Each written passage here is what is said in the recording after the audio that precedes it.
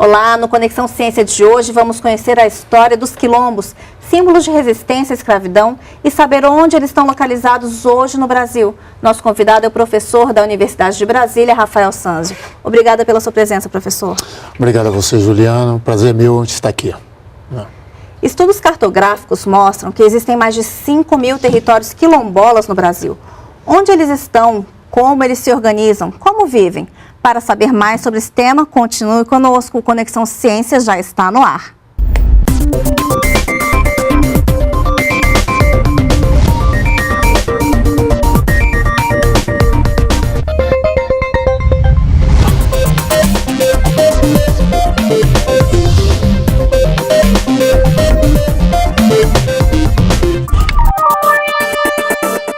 A África teve importante papel na formação da população e na ocupação do território brasileiro. Antigos quilombos formados ainda no século XVI hoje tomam outra dimensão e reforçam a presença negra no Brasil. Nosso convidado Rafael Sanzio é professor da Universidade de Brasília e coordena projetos de geografia afro-brasileira. Rafael, qual a história dos quilombos? Qual a origem que eles tiveram? Olha, para falar da origem dos quilombos, a gente tem que falar dos dois Brasis que secularmente convivemos. Um Brasil incluído e um Brasil excluído. Os quilombos estão no bojo desse Brasil excluído, que não tem muita visibilidade. Tanto que nós, brasileiros, tratamos ainda quilombos como passado. Durante o período colonial brasileiro, 4 séculos, portanto, colonial e imperial, os quilombos sempre foram o Estado independente do Estado oficial, ou como uma pedra no sapato de como o mecanismo econômico funcionava, o sistema escravista. Então, os quilombos têm essa memória, têm esse registro na formação do território brasileiro, na sociedade brasileira, que ainda considera como algo do passado. É recente a consideração do Estado brasileiro de botar os quilombos como algo verdadeiramente da nossa historicidade, né? Mas eles surgiram numa época bem anterior, né? Sim, não. Os quilombos, eles datam do século XV e XVI. Os primeiros fluxos diaspóricos da costa ocidental africana para a costa brasileira, se olharmos um mapa do mundo, vamos ver que uma parte a costa brasileira encaixa na Guiné. Então, é dessa costa que eu estou falando, que se encaixaram. Então, o Brasil estava na posição privilegiada para esses fluxos. Então, o Brasil tem o que, ao longo de 4 séculos, o maior pilar de população que vieram forçosamente migrada. E parte dessa população se tornou quilombo. Reconstituiu aqui um ambiente que existia na África para sair do sistema escravista, do sistema opressor. Essa é a referência básica, porque tantos quilombos o Brasil teve e ainda tem contemporâneo. O Zumbi dos Palmares é um quilombo muito conhecido em nível nacional. Qual a força dessa representação que ele tem? O Zumbi dos Palmares significa, a primeira coisa, a territorialidade. É um espaço que ainda é possível ser visto, conhecido pelo brasileiro. A Serra da Barriga é um núcleo central, era uma constelação de quilombos que existiam no antigo Pernambuco. Zumbi foi um dos líderes, tiveram vários outros. E o Zumbi, ele negociou, ele tentou fazer com que o conflito não se alargasse. Mas o conflito se manteve. Então, o guerreiro zumbi é importante hoje para o Brasil contemporâneo, que mostra a resistência de povos africanos em ter uma outra referência de estar no sistema escravista. Ou seja, não em uma condição de escravo, mas numa condição mais honesta, mais justa, contextualizado dentro do Brasil colonial, né? Por isso o zumbi é importante. Os primeiros quilombos foram formados de negros que fugiram do sistema da escravidão, foi isso? A referência era essa, básica, mas é importante também colocar que as pesquisas arqueológicas recentes mostram que em um quilombo antigo, o de Palmares, por exemplo, existem as ossadas, temos ossadas de mulheres indígenas, temos ossadas de brancos excluídos do sistema, tinham também, e muitos homens africanos. O que mostra a importância do papel da mulher, a mulher indígena, dentro do quilombo. O que mostra que no quilombo não tinham só africanos e africanas. Tinham também o quê? Tinha o pilar do que estava se formando no país. Os donos da terra, as matrizes indígenas, as populações africanas de vários grupos étnicos e brancos, basicamente, deveriam ser lusitanos, porque nesse momento histórico eles estavam bem presentes aqui. Hoje nós temos novos quilombos. Qual é a diferença dessas estruturas que a gente tem hoje, dessas comunidades, para os antigos quilombos? Olha, os quilombos antigos, ele tinha uma função de fortaleza, uma função de se esconder do sistema.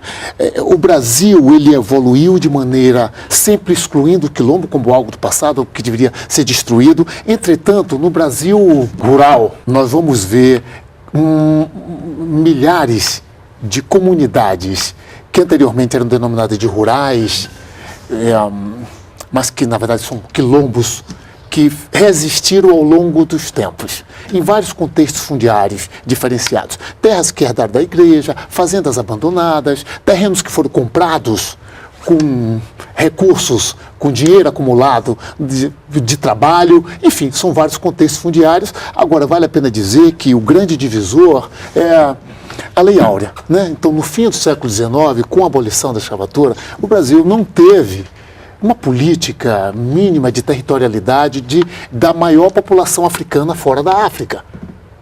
Naquela época, o Brasil já era um país profundamente africanizado e hoje temos a grande resposta. O Brasil é o país mais africano fora da África. Isso mostra que os 4 séculos de sistema escravista fez com que o Brasil se tornasse uma parcela significativa do continente africano.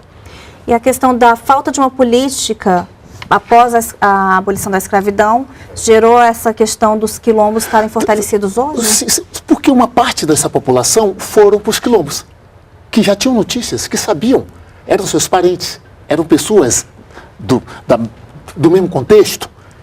Então, muitos deles nas periferias das grandes metrópoles, periferia do Rio de Janeiro, capital imperial, periferia de Salvador, periferia de Recife. Tanto que essas cidades cresceram e alguns bairros em Recife, em Salvador, em São Paulo, no Rio de Janeiro, eram antigos quilombos. Então você vai em Itapuã, por exemplo. Itapuã, cidade de Salvador, ali era uma vila de pescador, a origem era quilombo. Você vai numa cidade, num bairro chamado Mata Escura, era um antigo quilombo. Hoje é um bairro popular. E temos isso na estrutura das grandes metrópoles e temos no espaço rural brasileiro. Então o Brasil real, seja urbano, seja rural, ele contempla sempre um contexto de quilombo. No caso, o que caracteriza hoje um quilombo? Que características essa comunidade tem que ter para ela ser caracterizada como quilombo? Olha, é complexo essa caracterização, porque ela não pode ser padrão. Primeiro, vários grupos étnicos com referências distintas se constituíram, com contatos com matrizes indígenas, com contatos com europeus, então, e formas espaciais distintas foram formadas. Então, por exemplo, nas regiões litorâneas nós vamos ter padrões que se repetem. Nas periferias urbanas também, mas no espaço rural nós vamos ter uma diversidade muito grande, sobretudo pelo sítio. Sítios de morfologia mais movimentada, montanha, sítios de vale, a depender do ambiente. O Brasil é um país continental. Nós temos o que? Bioma de cerrado, nós temos floresta atlântica, nós temos caatinga, nós temos floresta amazônica. Em cada ambiente desse nós vamos ter características diferentes. Por exemplo, o adobe. O que é o adobe? É um tijolo de barro que nós vamos ver muito aqui no Brasil Central. Em outras áreas do Brasil. Outras áreas não vão encontrar esse tipo de material para formar as habitações, por exemplo. Rafael, nós temos registradas 178 comunidades quilombolas formalmente, mas há estudos que indicam a presença de mais de 5.000 territórios. E esse número vem crescendo. Que movimento é esse de formação de novos quilombos? Na verdade, não é formação de novos, Juliana. Eu falei aqui para você que nós temos uma pendência secular, a invisibilidade dos quilombos. Os quilombos eram para ser destruídos e depois não serem vistos. É recente a preocupação do Estado brasileiro em ver quantos são, onde estão. Porque na hora que eu localizo, na hora que eu situo, tem um outro nível de comprometimento. Nós não temos um mapa oficial dos quilombos. Onde está? Ele não foi feito ainda. Por quê? Porque precisa pesquisa. Não é uma listagem, mas é pesquisa se tem feita. Os quilombos têm que entrar no censo oficial do país. Essa sugestão nós já demos há pelo menos 12, 15 anos atrás.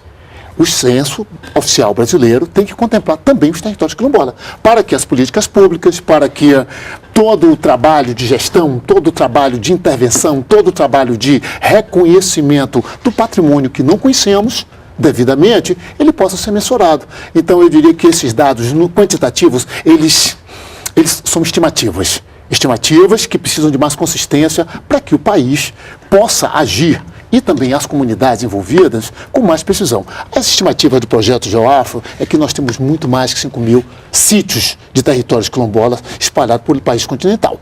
É lógico, é pertinente, porque uma grande parte da população brasileira é de matriz africana. E onde eles estão hoje no Brasil? Olha, Rafael? de novo, nós estamos em um país continental, mas o Brasil é um país litorâneo. As grandes metrópoles estão no litoral brasileiro.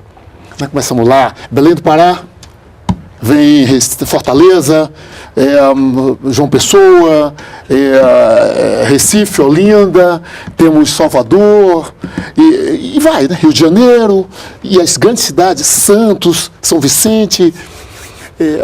Essa formação brasileira, dá para entender também que uma parte grande dos quilombos estão nesse movimento das metrópoles, mas estão também nas grandes áreas de produção de produtos de interesses colonial. Regiões do café, interior de São Paulo, regiões de cana, interior do Nordeste, cacau, fumo, gado. Então, onde teve atividade econômica colonial, tem quilombo. Nós temos quilombos, inclusive, aqui no Brasil Central. Vamos no Mato Grosso, já quase na fronteira com a Bolívia. Temos quilombos lá. Entendeu? Então, o Brasil como um todo, nós temos a presença desses territórios étnicos de matriz africana que sobrevivem, são pequenos pedaços da matriz africana ainda existentes no Brasil e não conhecemos devidamente. O que é que eu falo não conhecemos devidamente? A maneira de cura, a maneira de construir, a maneira de criar ambientes confortáveis, alimentação, organização social e territorial. Temos várias pistas que são factíveis em um momento histórico onde falamos tanto de sustentabilidade, falamos tanto de equilíbrio com o meio ambiente. Rafael, você falou antes que a estrutura social, a organização dos quilombos tem um funcionamento próprio. Como que isso acontece? A gente começa, a organização social, ela começa com a organização espacial, né? A disposição das casas, a disposição das habitações. Nós não temos a referência de ser sempre uma ruazinha, uma casa do lado da outra. Isso é uma coisa isso é inglês, isso é Carta de Atenas. Nós temos nos quilombos quinhões de terra. Então, quando eu tenho um quinhão de terra, eu tenho uma família que cuida dali. Ali se produz, ali se colhe, ali se rega, ali troca as mercadorias com a vizinhança. A mulher tem um papel super fundamental na estruturação do que a gente chama de um terreiro. É o território, mas é um terreiro. Onde está o espaço que fica as galinhas, o espaço da carne seca, o espaço do forno, o espaço do pilão sagrado. Não tira o pilão do lugar. Por quê? É o lugar que pila os alimentos. É a farinha de milho, que pila o café. O lugar onde se faz a farinha de mandioca, que gera vários outros. Quem faz o quê? O neto, o bisneto. Então, essa maneira hierárquica, organizada de funcionar, é um dos pilares para entender a resistência secular. Como comunidades isoladas, geograficamente, muitas delas, outras mais próximas, conseguiram se manter como uma referência identitária, portanto, uma identidade de grupo, durante tantos séculos. Você falou da produção de alimentos. Os quilombos são autossuficientes na produção de alimentos? Sem dúvida nenhuma. Muitos quilombos só saíam do seu sítio para ir na feira, no dia, para trocar café, trocar o milho, trocar o excedente de algum produto que foi bom naquele momento, um porco, uma carne de sol. Depois veio a grana, a compra, a venda, mas no primeiro momento era a troca. Os quilombos hoje, muitos deles sobrevivem ainda dessa forma. Nós estamos aqui no Brasil Central, não muito longe daqui, 300 e poucos quilômetros, dentro do grande território Calunga, um dos maiores do país. Nós encontramos ainda essas referências de sobrevivência com autossuficiência e com qualidade. E a questão da educação? Tem escolas próprias para atender essas comunidades? A questão da educação de matriz africana no Brasil, ela é problemática. Em que sentido? Nós temos 4 séculos aí de pendência de educação. Quem são, de onde vieram, onde estão, que espaço ocupa, quais são as referências que existem no Brasil africano, isso na educação de maneira decente, eu diria, Juliana. E essa é uma pendência que nós temos ainda. E a educação quilombola, isso é mais grave ainda. Por quê? Porque em uma comunidade quilombola, o jovem migra muito cedo. Vem para a cidade grande em busca de ensino, em busca de trabalho, em busca da sedução da antena parabólica, que está lá na comunidade também, e que ele vem. E aqui o que encontra? Preconceitos, muitas vezes, espaços para trabalhar de maneira periférica. E aí nós temos um problema. A educação quilombola é, sim, um ponto estrutural para ajudar na manutenção da juventude e da manutenção das referências identitárias dos quilombos. Porque ao sair tem um risco de descaracterização. A gente pode dizer que os quilombos representam o resgate da herança africana que existe no Brasil, ou existe uma ideia de isolamento dessas comunidades? Depende do que eu falei um pouco antes aqui nessa oportunidade. Se está próximo do urbano, é uma outra referência. São quilombos, são quilombolas, são territórios de matriz africana, mas tem uma proximidade do urbano. Se estão mais distantes, o esquema funciona de outro jeito. As referências, o ritmo, os tempos, o comércio, a produção. Muitas vezes produzem e não tem um caminhão para trazer, porque a estrada não funciona. Muitas vezes uma moça, uma mulher, quer ter um parto e se a parteira não chega, como levar em um posto de saúde. Então, nós temos dimensões várias desse aspecto da localização geográfica, do deslocamento, do nível de inserção. Cada caso é um caso, porque nós estamos falando de um país continental. O Brasil não é um país pequeno, é um país grande, expressivo, e os quilombos estão praticamente em todo o país. Rafael, mas esses espaços cumprem uma importante função social, que é a de transmissão do conhecimento tradicional que existe das populações. Sem dúvida. Eu acho que talvez é a grande luta pelo território, a manutenção do território quilombola. Portanto, quando eu falo território, estou falando da fronteira. Quando eu falo fronteira, tem conflitos. Se eu resolvo o conflito, eu vou poder manter as sobrevivências das resistências seculares. O que é que eu falo sobrevivência? Pistas de boa alimentação, pistas de boa construção, pistas de relações sociais bastante pertinentes nesse momento histórico, soluções de várias naturezas, conhecimentos, curas, ervas. Isso tudo são dimensões que nós brasileiros, a pesquisa brasileira, a academia brasileira, o Estado brasileiro ainda precisa tratar com mais profundidade. Existem avanços, mas a nossa dimensão é de um país continental. Temos que olhar nessa dimensão, não de maneira pontual. O pontual é cosmético. Existe uma memória coletiva nesses espaços referentes à questão da nossa história. Essas memórias, o que elas guardam? A tradição oral é algo que é muito importante, não só nos quilombos, mas eu acho que tem algo do Brasil ainda que é a oralidade. Todas as famílias têm as suas histórias que foram passadas dos bisavós, tataravós. As memórias são importantes porque tiram debaixo do tapete aquilo que tem a ver com o nosso mais íntimo, de onde viemos. Aquela história do avô, aquela história do tataravô, aquela história daquela índia que foi pegada a laço, aquela história de amor de um africano escravizado com uma outra pessoa, ou vice-versa, e que a família não conversa, sabe-se, porque o preconceito no nosso país é algo ainda muito sério, é algo ainda que precisa ser assumido sem máscaras. De maneira tranquila, existiu, não precisamos manter. O que é o preconceito? Falta de informação. Na medida que eu mantenho a falta de informação, fico apegado a conceitos que são errôneos. Esse é o ponto. Por isso a importância da oralidade no resgate das histórias verdadeiras. Você falou que o Brasil é o país que tem maior influência africana. Isso é bem perceptível no nosso censo. O censo nos caracteriza pela cor da pele e não pela referência identitária. Seriam dois censos distintos, que é um método. Esse método é um método imperial, ele vem de muitas épocas. A população brasileira hoje se apresenta a maior parte como parda. Quem que está dentro desse bojo do pardo? A matriz africana e a matriz indígena, sobretudo. Então, é possível também, mesmo com a metodologia atual, os métodos de aferição, verificar o quanto o Brasil é africano. Se olharmos os documentos diaspóricos da diáspora, sobretudo a cartografia, os dados estatísticos, mostra que o Brasil foi o Estado colonial, imperial, que mais importou. E ao ter essa importação forçada, nós temos o que aí? Referências, matrizes culturais no sentido largo, de alimentação, de religiosidade, de tipologia habitacional, de curas, de falas, línguas. esse jeitão que eu estou falando aqui tem várias línguas africanas presentes, não dialetos. Esse jeitão meu também vem de reinos, de impérios, não de tribos.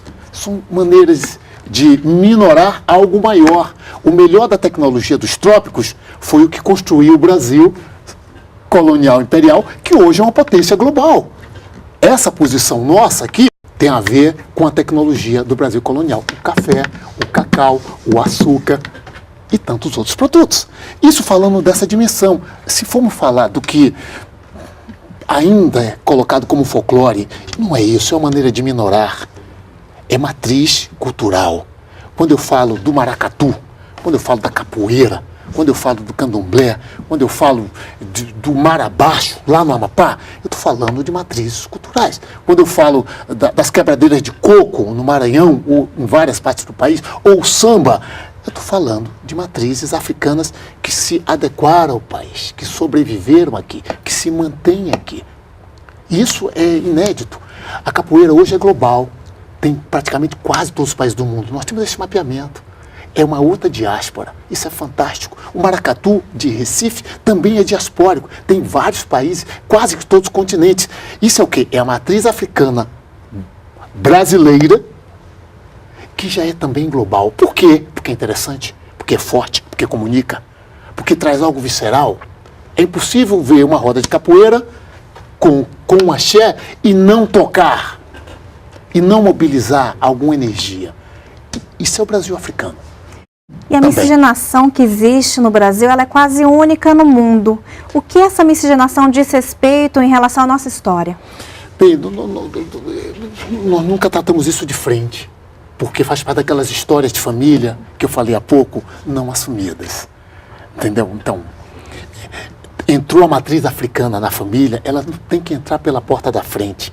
Não pode entrar pela porta do fundo, nem a matriz indígena. É como ainda é rotulada. Isso é ruim para todos, porque eu estou negando algo essencial. Ao negar algo essencial, eu estou me negando. Esse é o ponto. O dano do preconceito é esse. Pode durar uma vida, 30 anos, 40 anos, 70 anos, 80 anos. Olha que tristeza isso, né? Então, a importância de se ver na essência é respeitar as minhas matrizes de origem. Isso é uma coisa fantástica. E nós, brasileiros, estamos em uma posição que poderíamos hoje, se olhássemos isso de frente, estar dando dicas, por exemplo, a países como a França, que está vivendo uma miscigenação recente. Olha a seleção de futebol francesa. Olha a seleção de futebol inglesa, por exemplo, dos Estados Unidos. Nós já estamos há 4 séculos convivendo com isso e eles são bem mais recentes. É isso. Essa questão de assumir a origem, que o senhor tem falado em vários momentos, essa percepção tem mudado, esse posicionamento das pessoas tem mudado ao longo dos anos? Olha, a educação é a pista básica. A educação, a força da mídia é uma outra também possibilidade de fronteira imensurável. Temos avanços, mas ao mesmo que nós temos avanços, não estamos seguros. Não estamos seguros. Como vai ser o nosso próximo censo 2020? Que avanços podemos ter nessa direção? Que avanços podemos ter em assegurar os territórios que precisam para sobreviver à manutenção dessa referência historiográfica que eu falei agora ao longo dessa conversa? Então, nós temos pendências importantes que o país precisa resolver dentro da educação. As escolas, mais do que uma lei, é o conjunto dos professores e das professoras terem o compromisso, o diretor, a diretora, de que esse conteúdo é relevante. Então, nós temos ainda um processo, Juliana, eu diria que nós estamos trabalhando com energia secular. Estamos falando aí de 4 séculos. Não é um governo, não é uma década que se muda, é um processo. Eu me entendo como um processo. É como a geografia, como a cartografia pode colaborar nesse processo secular para quê? Para que as gerações futuras e de agora vejam o tamanho do Brasil africano, invisível, mas que já está se tornando visível. É só uma questão de tempo. Muito obrigada pela sua participação hoje com a gente, Rafael. Eu que agradeço. Terminamos aqui o Conexão Ciência. Você pode conferir na página da EBC na internet os dias e horários da reprises ou, se preferir, na página da Embrapa. Assista ao programa também no canal da NBR no YouTube. Obrigada pela companhia. A gente se encontra na próxima semana.